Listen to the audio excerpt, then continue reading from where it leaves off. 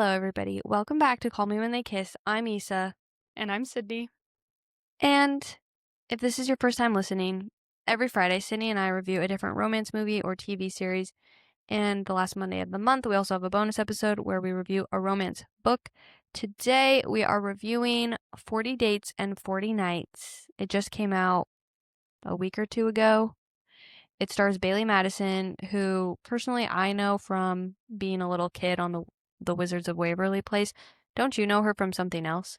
Well, I knew her from being a little kid on Once Upon a Time, but then I showed Alan, I was like, hey, a couple celebrities actually commented on our reel this week.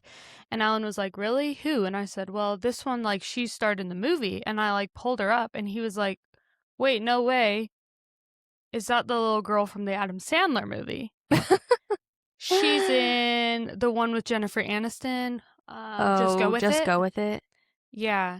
And he was like, amazed. He was like, that's crazy. Yeah, that's a funny little girl. Like, yeah, she's in So, like, it's funny that everybody knows who she is, but everybody knows her from something, like, different. Mm-hmm.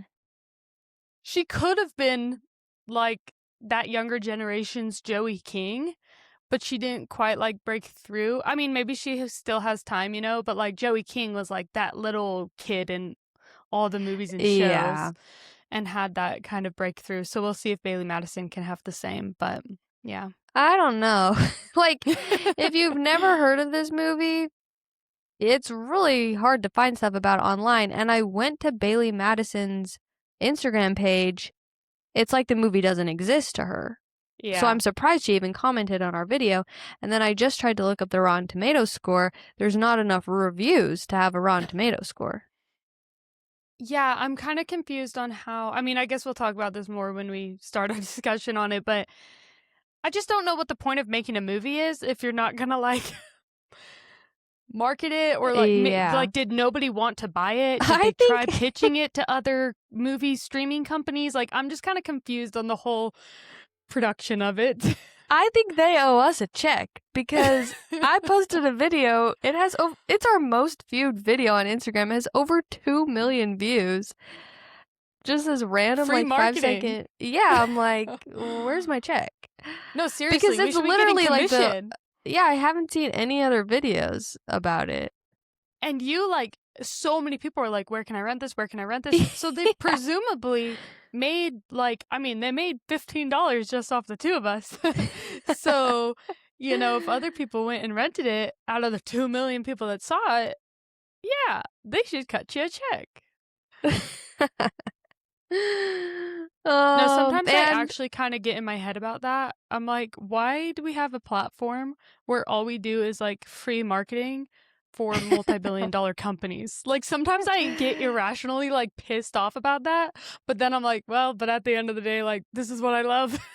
Yeah, I've never thought about it that way.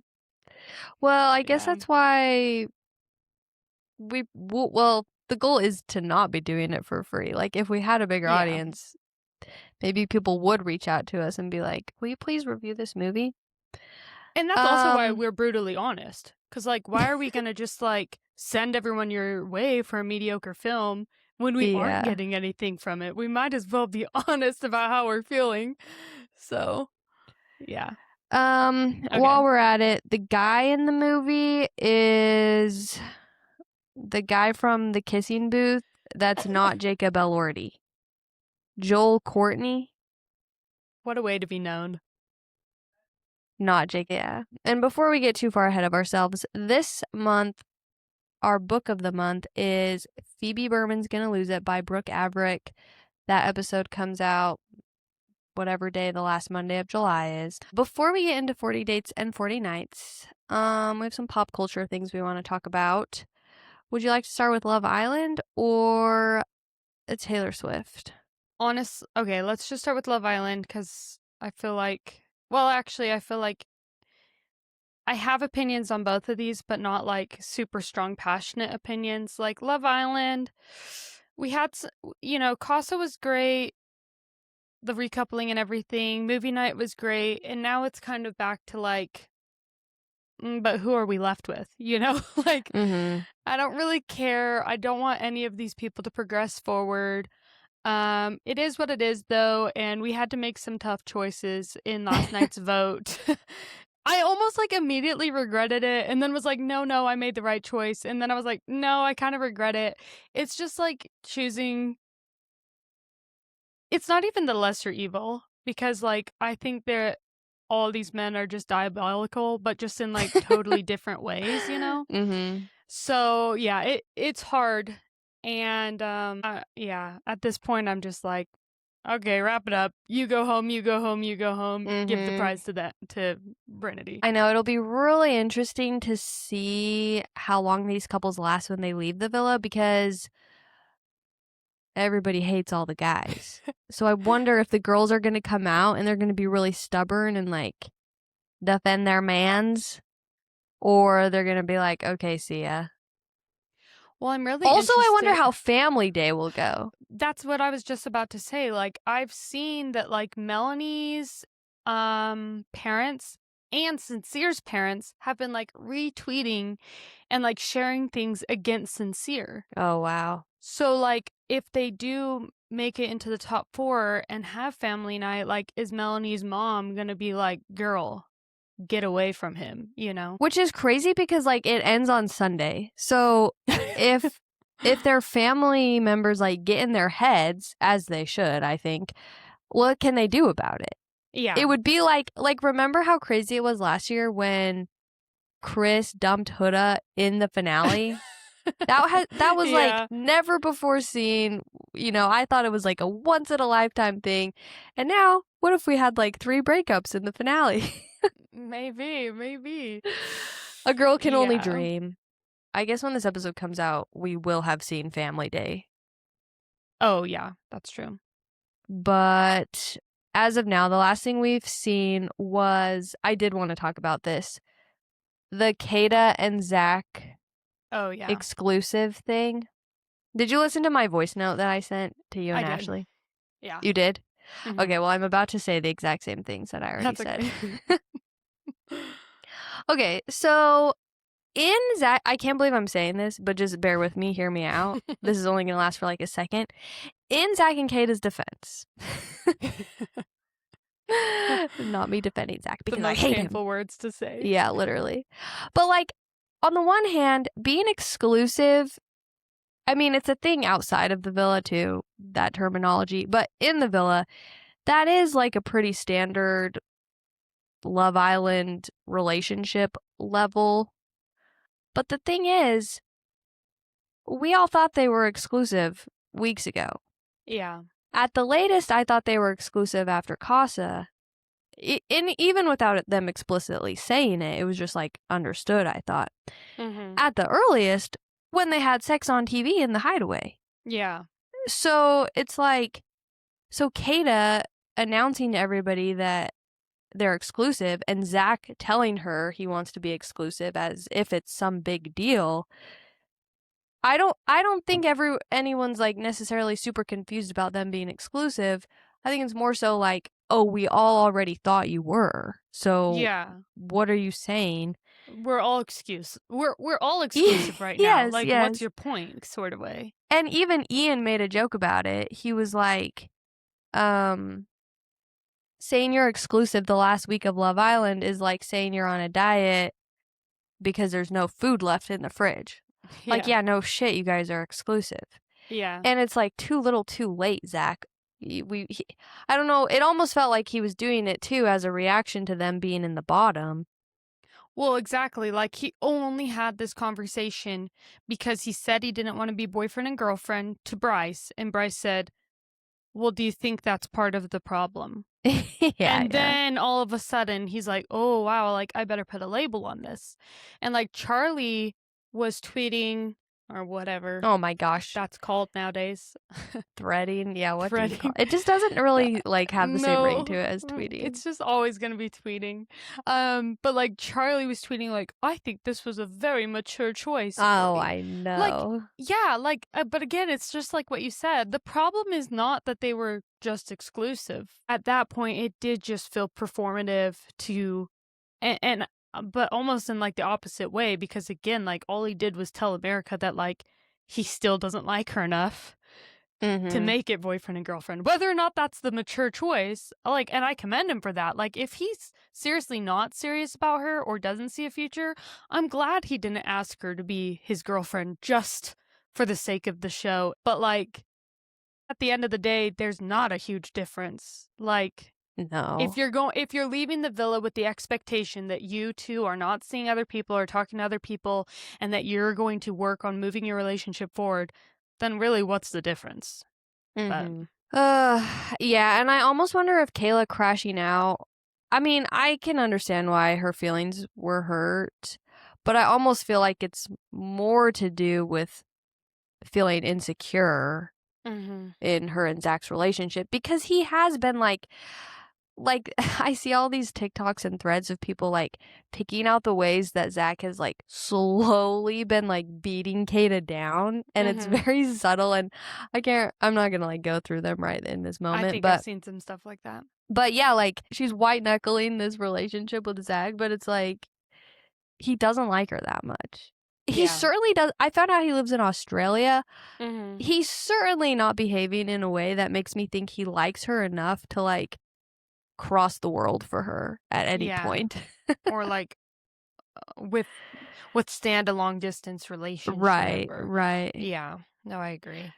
And the other thing too is like he didn't even okay, so when they do the silly like Casey asking TT to be his girlfriend with like the pictures of himself just to lead her to a spot in the villa.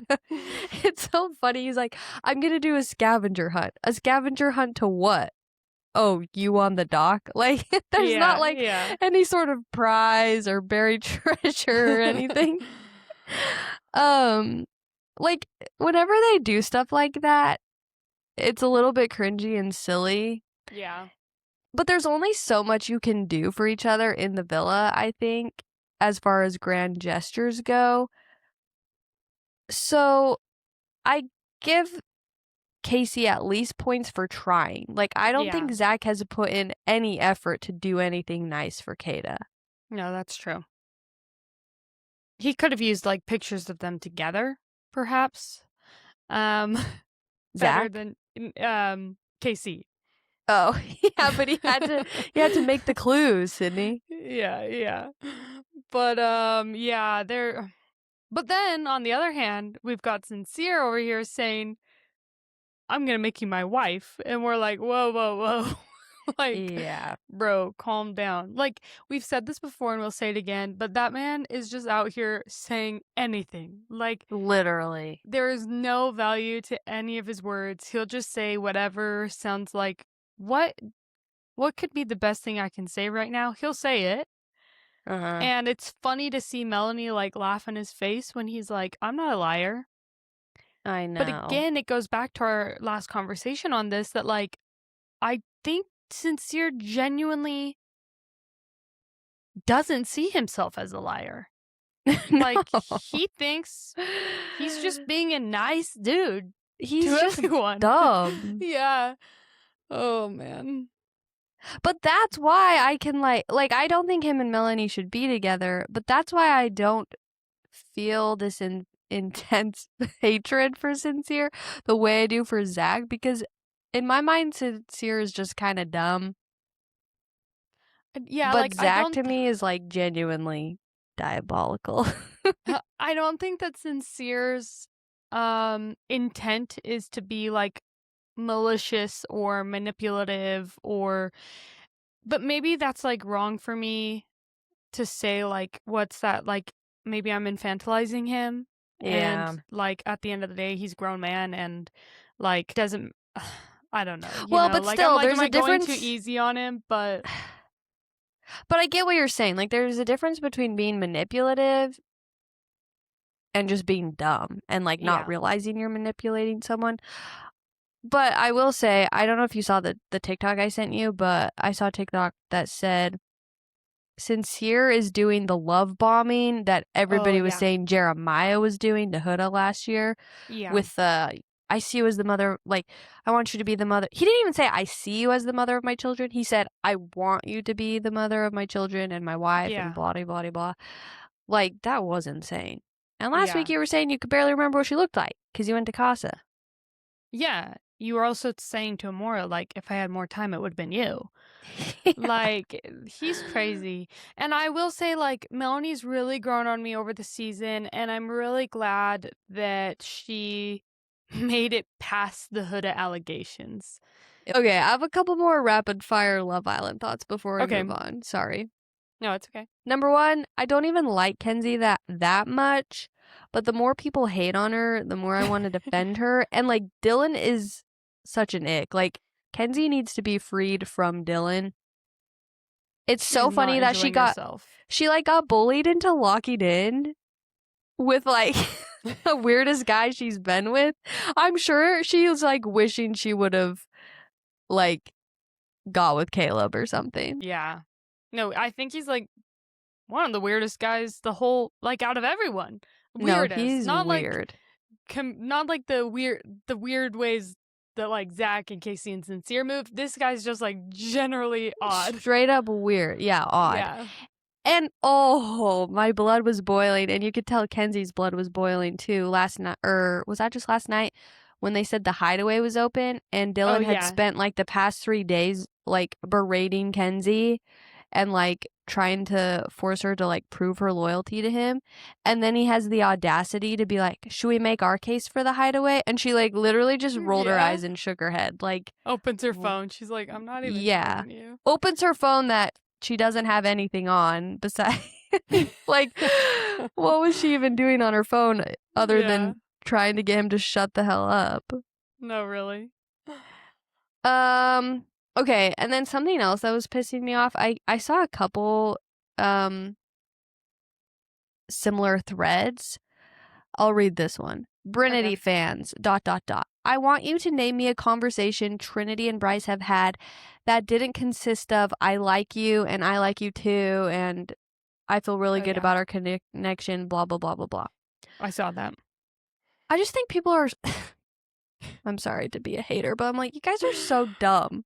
Yeah. Like, the producers show conversations that move the storylines along. They only have an hour a day to show us what's going on.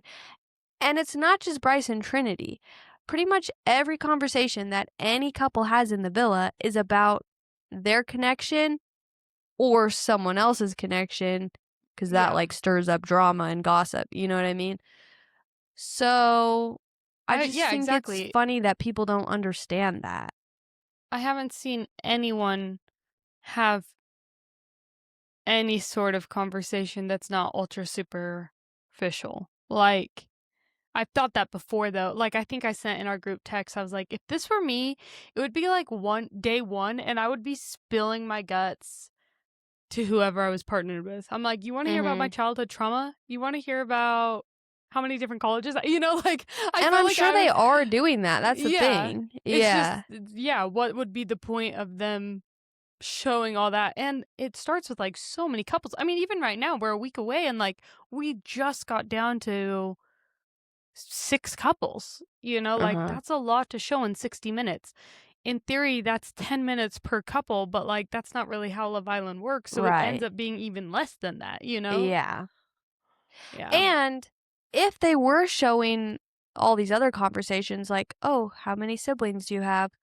Oh, what do you do for work? Oh, what does that mean? Like, tell me about your job as a tax accountant.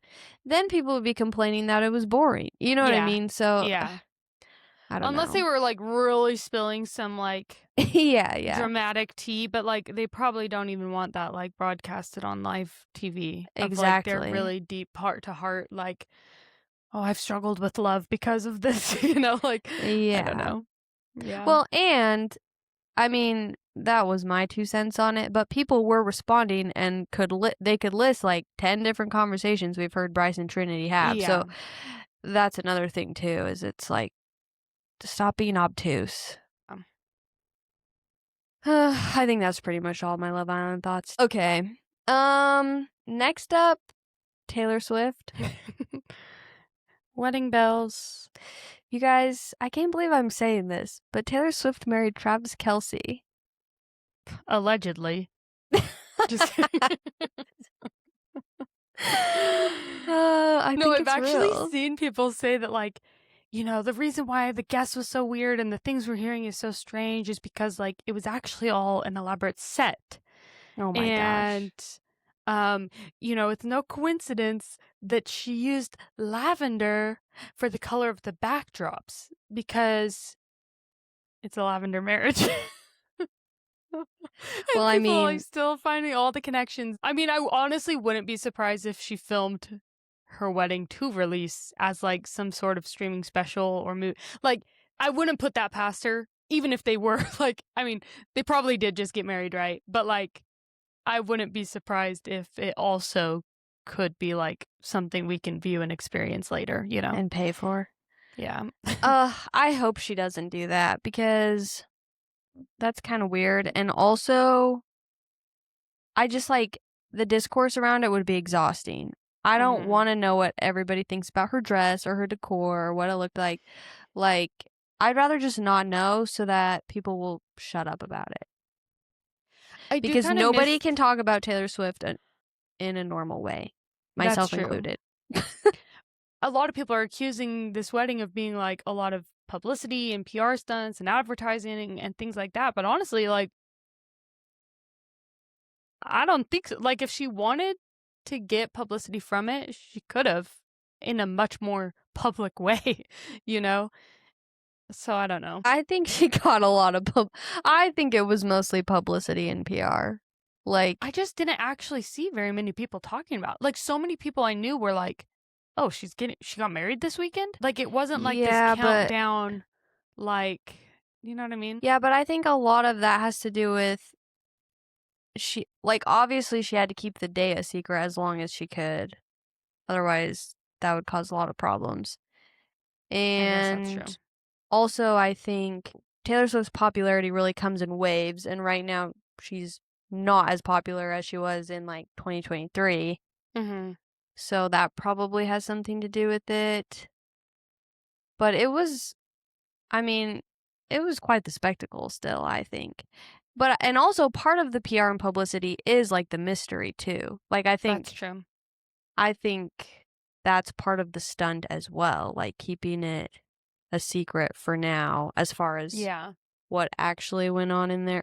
And well, that sounded really mysterious, but like like her dress and how they decorated MSG and stuff like that.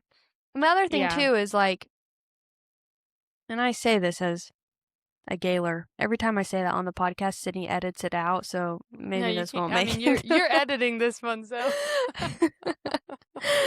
But like, she married Travis Kelce. Like, there's too many celebrities like were there. That's true. You know Like, what if I something mean? else was going on, that guest list was crazy. Like, the Like, most random yeah, people. she Yeah. can't invite all those people and have them fly out for a stunt. You know what I mean? If it So was I like think a they. big coming out party, we definitely would have heard about it. Well, I don't know. You don't think Maybe. none of those, maybe they all signed NDAs? Yeah, I'm sure they all did sign NDAs. We'll start But our own no, I mean, rumors. I think they got married. I think they got Yeah, married. yeah, But that doesn't mean it's not a PR marriage.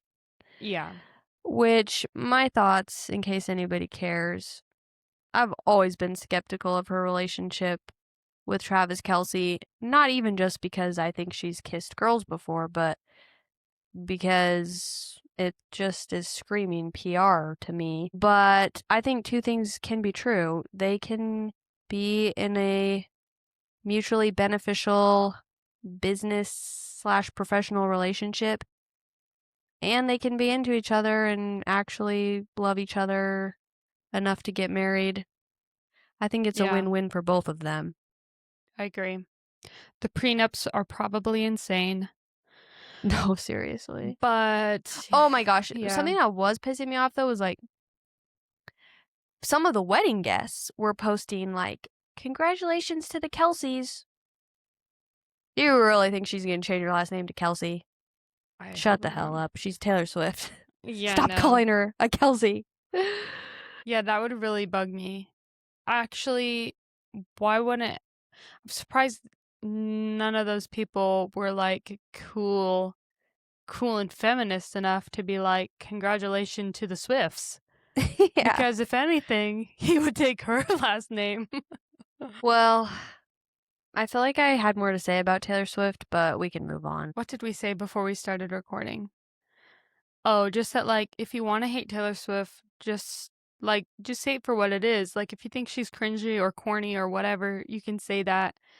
But we've been talking about how, like, a lot of people try to, like, put really elaborate moral reasonings behind why they don't like her. And you can't, like, because I was telling Issa, like, yeah, sometimes I see video clips of her at a concert or something, and I'm like, it's not like my. I was gonna say it's not my style, but ironically, I think what makes me cringe when I see some of Taylor Swift's performances is that I see myself in her. Like, I'm a cringy millennial who's tall and kind of like doesn't really know how to like work their body, you know? Like, I feel like I'm just projecting my own insecurities on her because, like, I was just crying in the Dirty Dancing episode saying that I wish I had the confidence to, like, go up there and dance, but if I did, I would look like her. And that should make me happy to see her, like, to see somebody and, like, oh, look at them. Like, they're fearless, they're having the confidence, but instead, I'm like, no, because if I did that, I would look dumb. Do you know what I mean? Is this making any Yeah. sense? Yeah.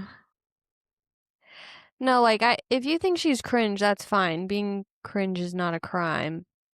But okay, let me just read you this thread that I took a screenshot of. I'm very liberal and I understand plenty of the criticisms of Taylor Swift. No billionaire is beyond critique, but I also think we've reached a point where the discourse around her has become disproportionate. She seems by most accounts to treat the people around her well, gives generously, pays bonuses that materially change employees' lives, donates quietly after disasters, and has managed to avoid most of the genuinely abusive or predatory behavior that so many powerful celebrities have been accused of. Somehow that's still not enough. I'm increasingly exhausted by the purity test on the left. It feels like we're spending more energy litigating whether Taylor Swift is morally perfect than focusing on people and institutions causing actual harm. And if we're going to make billionaire, in quotes, the standard, I'd at least like the outrage to be consistent. I rarely see this level of fixation directed at other billionaire celebrities. Yeah. And I agree with that. It's like people spend so much energy, like, as she said, litigating whether Taylor Swift is morally perfect. And it's like nobody spends that much energy on literally anybody else. Yeah. Except for And maybe me and The Rock. yeah, exactly. And at the end of the day, she's a pop star. Yeah. Like, put your energy to somebody else. And guess who Preferably, made her rich? Sorry, can preferably who? well, just like the whole entire government. Yeah. Or like all the male billionaires that are like sending people to space for no reason. And also, it was Travis's wedding too. And like nobody's saying, oh my gosh, Travis is tacky. Travis shut down 2 whole blocks in New York City 4th of July weekend. That's a really good point. Okay. And if anything, it was probably his tacky choice to have Adam Sandler be the officiant. Yeah. Because apparently they were in a movie together or something. And I'm Oh, like, yeah. They were in Happy Gilmore too. yeah, let's take our anger out on him. No, I'm not Okay. angry about anything. I genuinely don't care. As we sit and talk about it. I know. Okay, should we talk about this dang movie? Yeah, sorry. I ran out of steam for my Taylor Swift discourse. To kick this off, can I read some funny like low star reviews that I found? Yes, go for it. Okay, so as a reminder, this is about 40 Days and 40 Nights, a new rom-com. This one gave it 1.5 stars. This made me appreciate the kissing booth. Derogatory. That's an insult, not a compliment. This one I just found it's, like, less funny, but, like, I just found it like, "Oh, actually, they kind of put into words how I was feeling." But it said, "Fake movie with fake songs, but dang, Joel got hot." Which I mean, he's a cute guy. I wouldn't call him hot.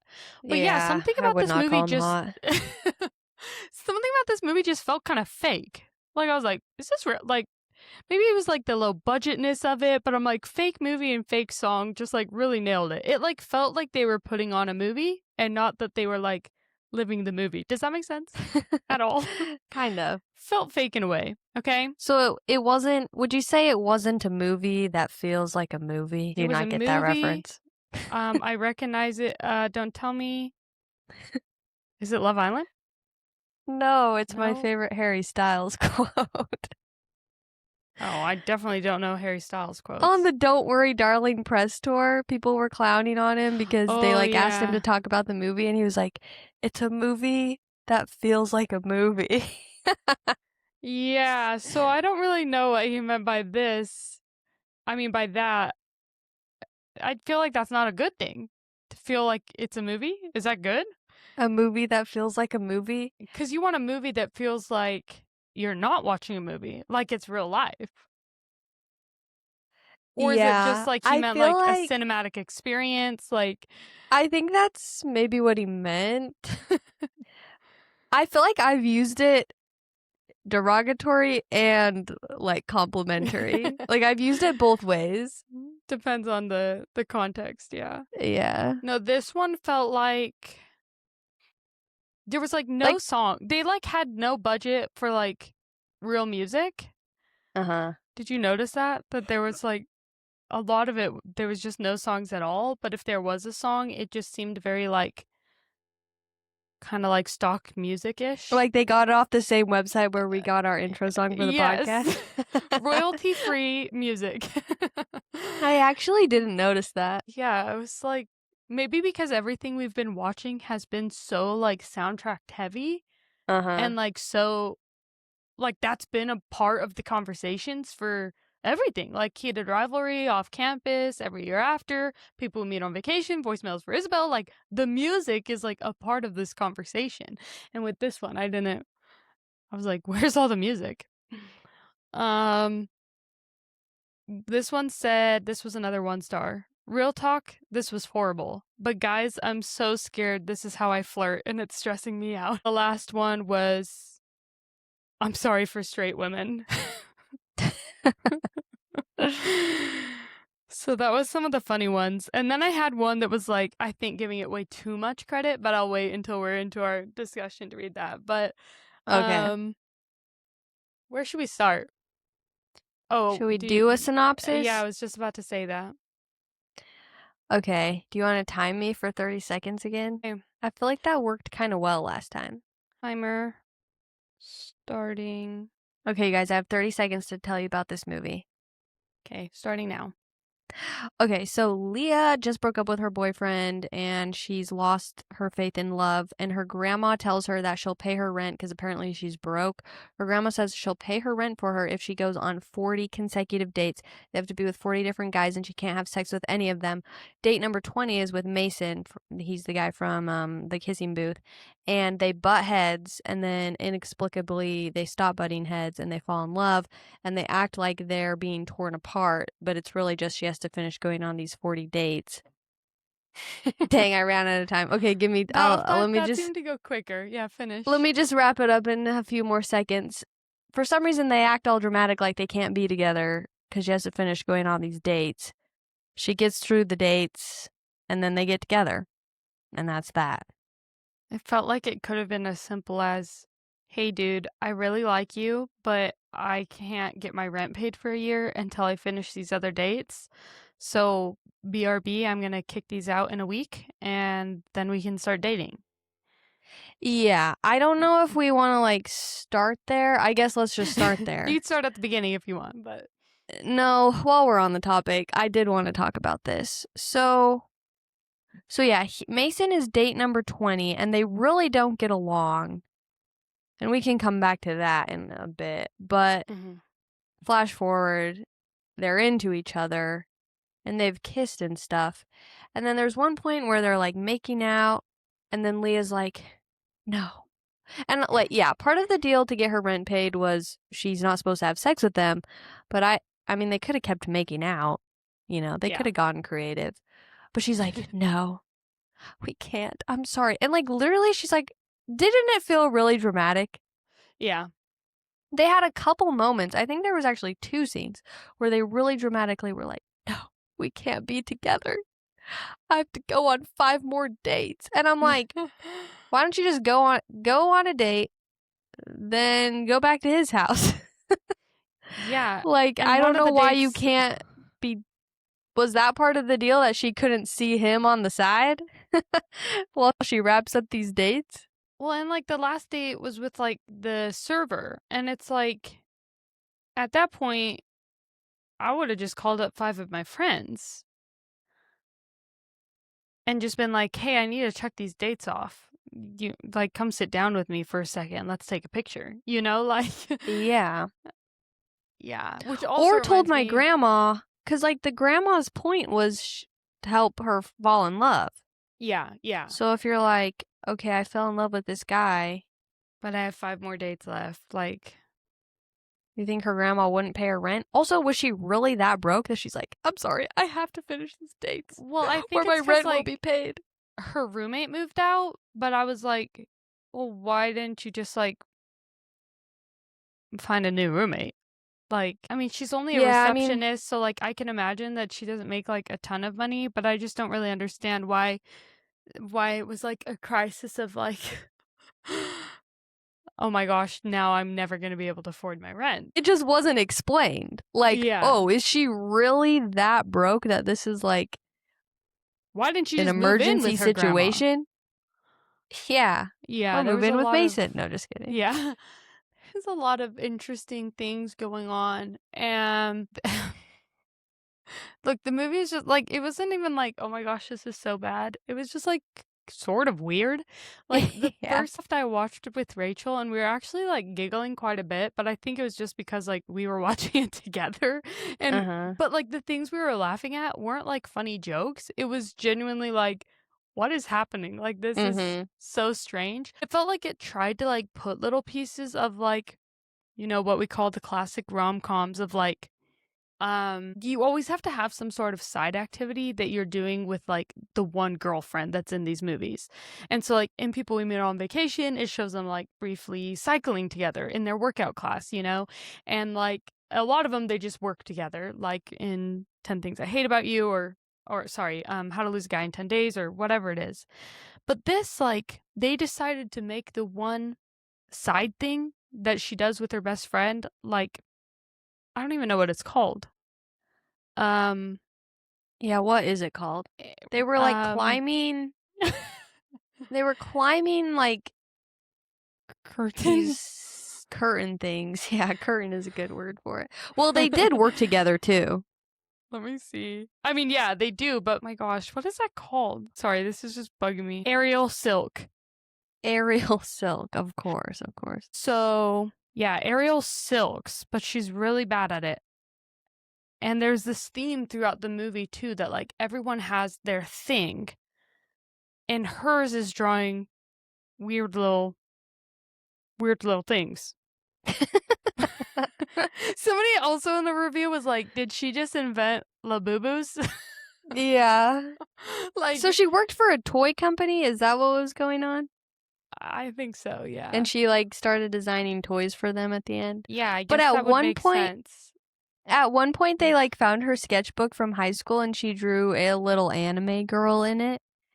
And it was like okay. And her friend was like, Leah, this is really good. It was Camp like, Rock. Wow, yeah, she's no, really literally. good. I was like, I'm pretty sure I could draw that. Like, it had the formula and recipe, but chose to, like, insert the most, like, random things into that equation. I know. Maybe it was written by AI. Because even Oh them, my gosh, that's such a good point. yeah, because even them like butting heads at the beginning. So they're on a date and it's going fine. Like they're kind of hitting it off. And then all of a sudden it goes off the rails and they're like fighting. And then they both Oh, because separately. he says she seemed lonely. Yeah, it didn't really seem like that big of a deal to me. Yeah. I mean, that was like a weird thing of him to say, but then like it really blew up. I don't think I would end a date over it though. Especially like if we had just been hitting it off. Like I'd be like, Yeah, I'd be like, yeah, I oh, am okay, kind of that was lonely. kind of weird. Why'd Yeah. you call me out on it, Yeah. And then separately, they go to a bar and meet up with friends, and it just so happens to be the same bar. And then they like continue their fighting there. But that's definitely like a rom-com trope. Like, oh, at first they're going to bicker and butt heads, and Yeah. there's going to be this like tension with them fighting. But it just felt so forced. She threw her drink in his face. Yeah, it was like really just over the top. Yeah.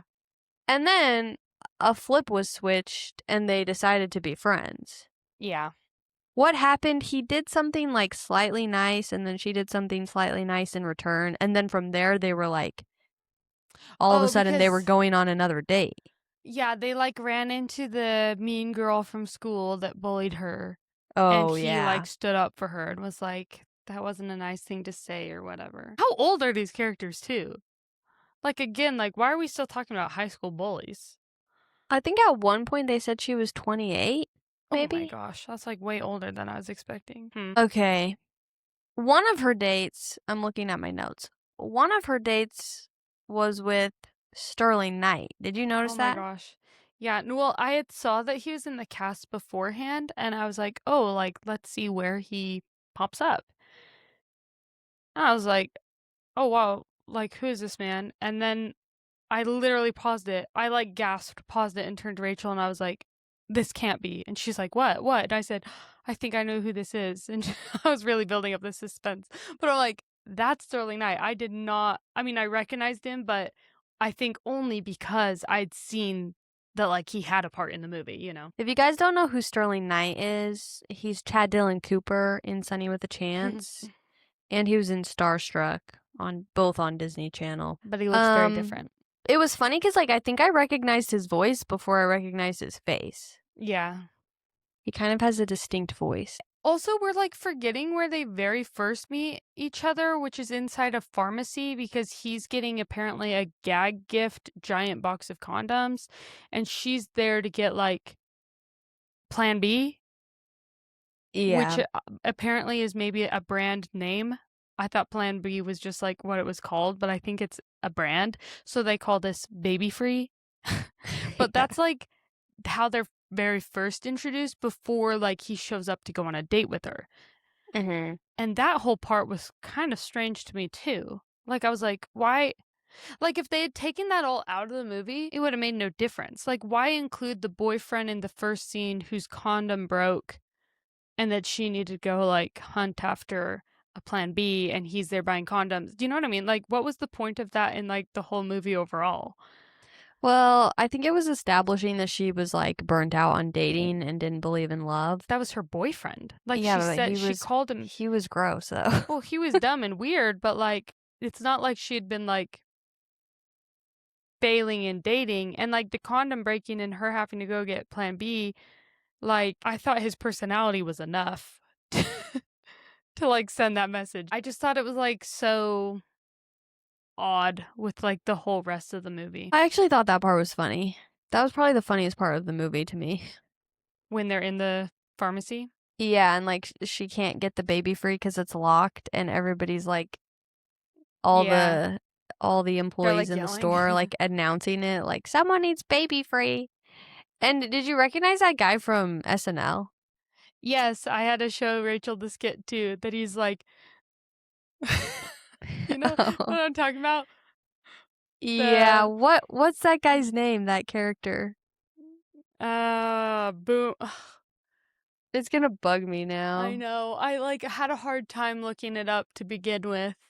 The SNL skit. Yeah, it's really funny. Jeremy Colhane is who we're talking about. Jeremy Colhane. Well, what I thought you were going to bring up was his Tucker Carlson impression. If you don't know who we're talking about, that too, yeah. it's the SNL guy that goes, he does the Tucker Carlson impression where he's like, what are we doing? What's going on? Oh, here it is. Mr.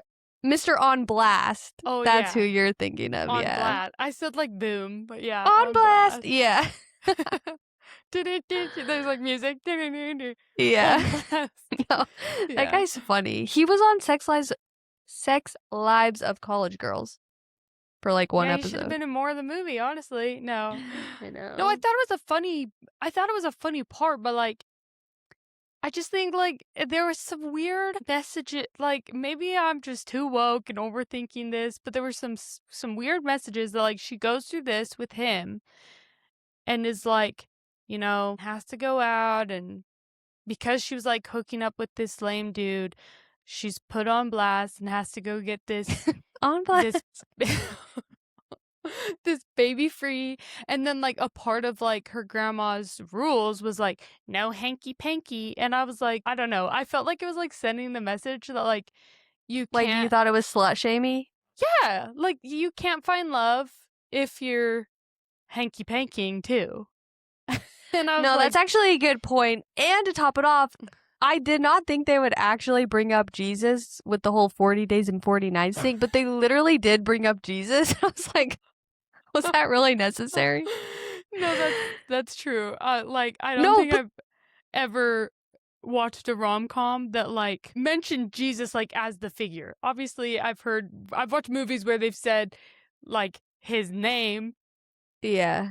but not like we're talking about Jesus in this conversation. No, it literally felt so shoved in there. They were like, somehow Jesus got brought up. I can't really remember how. And then her grandma was like, speaking of Jesus, how about you go on 40 dates in 40 nights? Yeah, yeah. No, but all of these things you're bringing up just make me think even more that it was written by AI. Another part that makes me think it was written by AI is, and going back to like the classic rom-com tropes that just seem thrown in there. So she goes on her 40th date. And again, remember, she was being really dramatic, like, oh my gosh, Mason, we can't be together because I have to go on these 40 dates. Then she goes on her 40th date. Why did she not immediately go over to Mason's house after she finished her Yeah. date? She like goes to her grandma and she's like sitting there moping, and then her grandma is like, She's like, well, what I are you guess I didn't doing? find anyone. Yeah, she's like, I guess I didn't find anyone. And her grandma's like, what are you talking about? You did. Run to him. And then she like runs across town to Mason's apartment. And I'm like, okay, it Even felt like before you were that, trying to force a running scene. yeah. And even like when the grandma was like, no, you did find someone, she looked like she was gonna cry. And she was like, no, no, grandma, I can't. Do you remember And it's that? like, what are you She's like, crying no, for? no. And she's like, no, Mason loves you. And she's, no. And I'm like, what is going on right now? No, as we're saying all this, you guys, there was literally no conflict in this movie. But for some reason, there was so much crying. It was just strange. Like, that's the only way that I can describe it. Like, yeah, some parts made me kind of laugh or snort, but generally I was just like, this is so odd. It must have been written by AI. I'm convinced now. That's why nobody wanted to buy it. And maybe that's why they're not promoting it, because they're like, well, we can't promote this AI movie. I think Joel has like promoted it a lot though. Oh, really? Yeah, Maybe I've he's seen him broker post than more. Bailee Madison. But I want to One look thing that now. I wrote was that like a lot of people in the reviews and like what I could find like kept saying like, oh my gosh, I love this. I love raunchy rom-coms. And I'm like, Raunchy? this isn't raunchy in any way. I Yeah, I mean, did not like, think it was raunchy. I guess with it starting off with like the condom and sex talk, people, I don't know, but I'm like, no. And in fact, like, it felt like so conflicting because in some ways it was like trying to be like really progressive. Like it showed the wall of like her 40 dates and some of them were actually with women. But then that was like, Oh, really? I didn't notice that. yeah, like took a screenshot. I took a picture and like zoomed in. um but it's, like, never talked about, it's never discussed in any way, like, it's just, like, these characters are so one-dimensional, there's no sort of, like, depth to what's happening, um, yeah, it's, like, progressive in some ways, but then also, like, not in other ways where it's like, "No, you can't touch or kiss anyone if you want to find love." And so it was like yeah, it was just AI, that was a good prediction, and we're gonna have to do some research because that's, like, the only logical explanation for just how random this is. Yeah, it made no sense. It's like they gave it, like, an outline, and then it was like it's almost like Mad Libs, where it's Yeah. like, "Okay, now give me a hobby. Now give me a talent. Now Curtain give me" climbing or whatever. Yeah, yeah. Curtain climbing, Labubu designing. Yeah, it was so interesting. That's all I can say. Yeah. My biggest complaint of all, though, why was Bailee Madison whispering the whole time? Did you notice that? There was so much No. soft talking, and it was driving me nuts. And it's kind of funny because we mentioned in our voicemails for Isabel episode that there were some moments where Zoe Deutsch's acting was kind of over the top. Like she was being really loud and Mhm. really dramatic.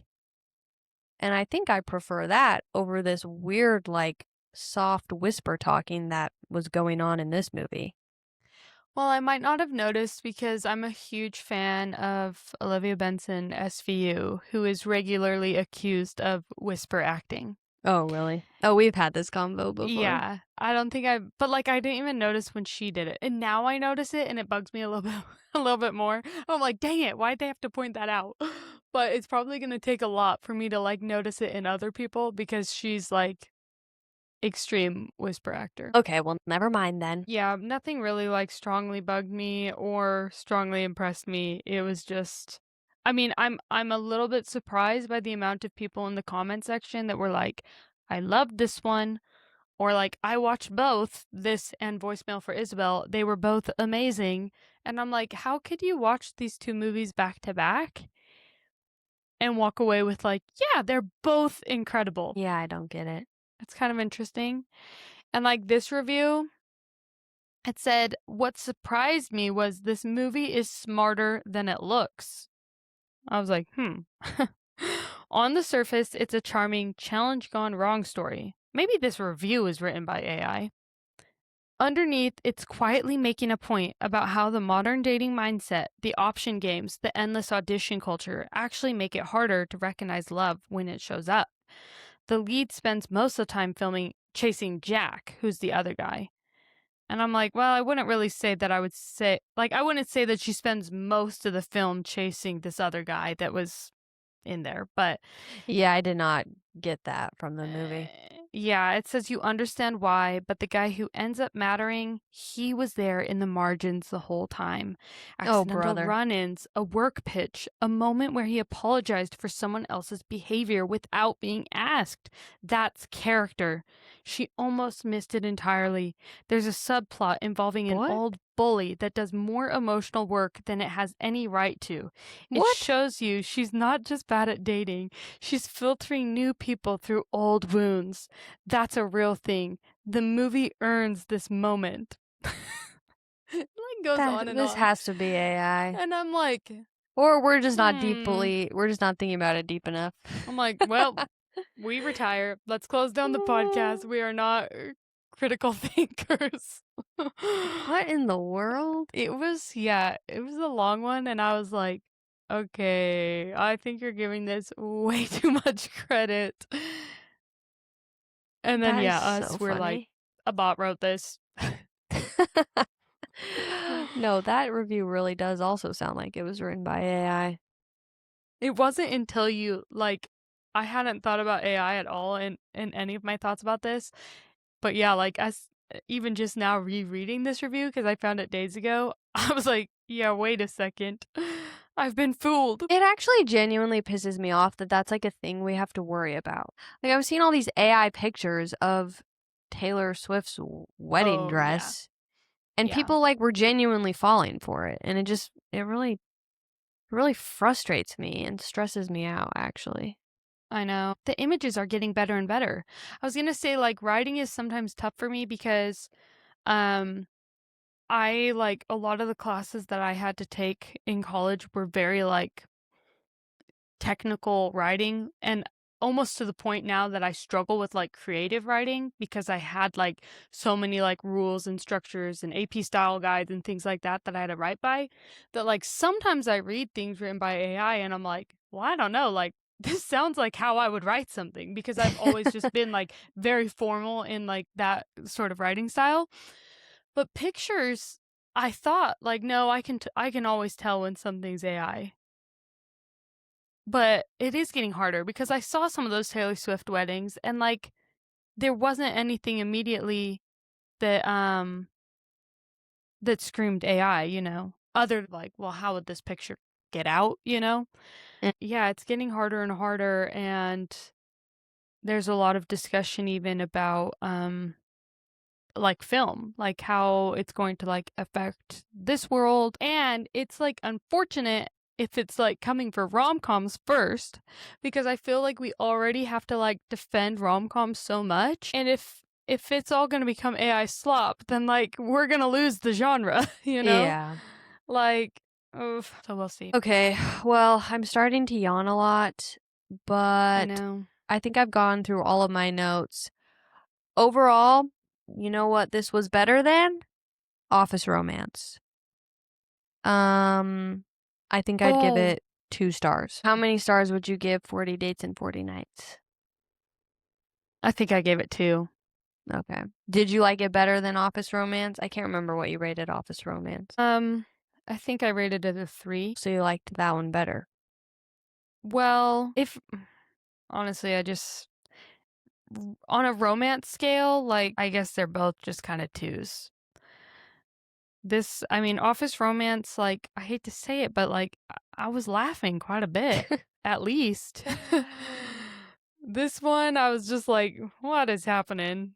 But it wasn't terrible, where there were things in Office Romance that I was like, "Oh my gosh, I hate this," you know? Yeah, So, like, that's exactly. what's hard about Office Romance is, like, there's some parts that were, like, really funny and a little bit more enjoyable, but then there were, like, such terrible scenes that, like, it canceled out, like, the good Mhm. scenes and the good laughter. I just wouldn't really recommend either. Okay, fair enough. What would you rate it? I gave it 2 stars. Okay. Okay, well, you guys could probably pass on this one, especially since you'd have to rent it. You can't just stream it. Next week, we are reviewing The Shop Around the Corner, which came out in the 1930s or 1940s, something like that. We're doing a double feature. So we're doing The Shop Around the Corner, and then we're doing You've Got Mail, which is basically inspired by The Shop Around the Corner. You've Got Mail has Tom Hanks and Meg Ryan. This will be our first Tom Hanks rom-com, but our second Meg Ryan rom-com. So I'm excited. I've seen You've Got Mail, but it's been quite a few years. I've So never I'm seen them. excited to compare it to When Harry Met Sally. You've Yeah. never seen either one? No. You want to know something funny? I lived with my grandma when I was going to grad school, and Sydney, me and Sydney are the same way. We're really good at sitting on the couch watching TV, and we can do it for long periods of time. The only person I've ever met that can beat me at it is my grandmother. And like when I lived with her, like we did double features all the time. We couldn't just watch one movie. We'd have to watch the original and then every iteration of the movie. Mhm. So there was one day where we watched back to back The Shop Around the Corner and You've Got Mail. So it's Oh, you've funny already that done a now, double feature. yeah, it's funny that years later we're doing that for the podcast. That's cute. Um, I really hope you like The Shop Around the Corner. How do you feel about black and white movies? Like, are you opposed to them? Didn't mind Roman Holiday. Oh yeah, I forgot that one was black and white. I guess I haven't really watched a lot of black and white movies, but no, I don't have a problem with them. Um, I'm excited to do You've Got Mail too though, because like you said, it would be nice to compare something to When Harry Met Sally, because growing up, like, really latched on to the early 2000s rom-coms, and I didn't go so hard on the 1990s rom-coms. Mhm. So I'm pretty unfamiliar with a lot of them, like Sleepless in Seattle. Yeah, I Um, haven't seen, like, any of those. yeah, so I'm excited. Um, I'm gonna try my best to see Tom Hanks as a romantic lead and to see him as the Yeah, no, that'll be charming hard. man that he I like is. James Stewart better than Tom Hanks. Just neither are my type, but I'll support them. I mean, it's not that I'm, like, super attracted to James Stewart, but, like, I think he's funny. Okay, well, join us next week for our double feature, and then also the week after, we will be reviewing the new Heartstopper movie. Really quickly, Sydney, what episode of Heartstopper are you on? I think I'm on season 1, episode 5. Okay, so you're over halfway through the first season. Yeah. Do you have any thoughts you'd like to share? It's cute. I really like the animation that Uh, that is it's like hard to explain if you haven't seen it. Um but I just think it's like a really unique like art style and that it elevates scenes in like a cute and fun way. I think that it's good so far. I was telling Issa, I mean, and we'll go into this obviously in the episode, but there's some parts of it that I'm like, well, they're in high school and we've said this before on other episodes, but like I feel like I'm just like past my high school media phase. Like I just don't find quite as much enjoyment watching high schoolers. Um, but this one earns back some points because of just like how I mean, so far, I don't know if it gets heavier, but like so far it's kind of like lighthearted and nice and sweet and just like a cute little love story, you know. It definitely is very cozy.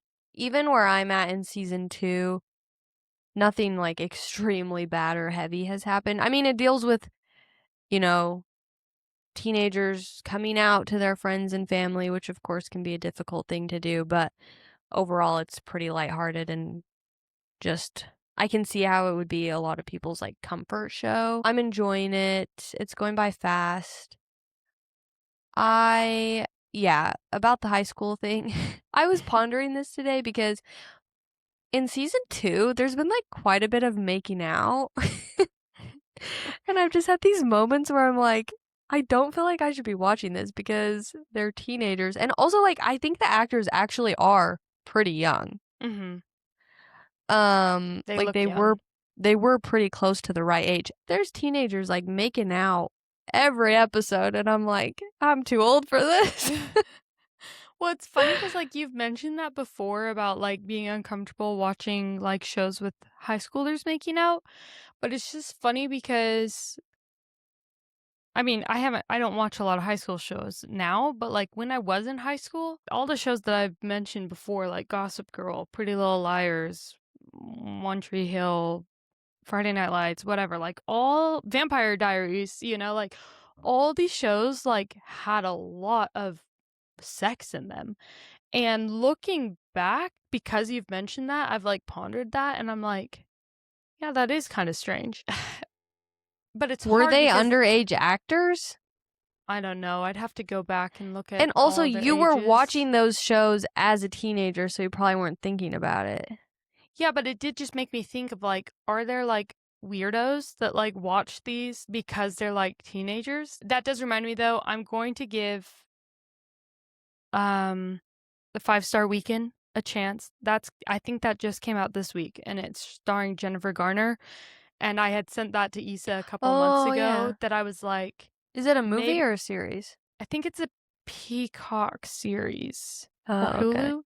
I don't know, but yeah, I sent it to Issa and I was like, I think I've reached the point in my life where I'm ready to watch a show about Middle-aged women. yeah, middle-aged women having midlife crises. That's more up to my speed. Yeah. Okay, well, So, I'll wait for you to tell me if it's good and if I should okay, watch it. I will. But yeah, watch Um, Heartstoppers with us. I don't yeah, know if it's you need cute. It's the cute. background to watch the movie or not, Yeah, I have but no idea what the movie's actually going to be about. Are we done? I think we're done. So, Okay. Well, you guys, next week we can also recap the Love Island finale. oh yeah. Wow. So, The end of an era. another season down, almost. And it won't be as fun as the finale last year when we were all together. I know. Oh, yeah, that was fun. Oh, But it's sad. okay. Okay. All right. Well, we'll see you guys next week. Everybody have a wonderful weekend. And thank you all for listening. Bye. Bye.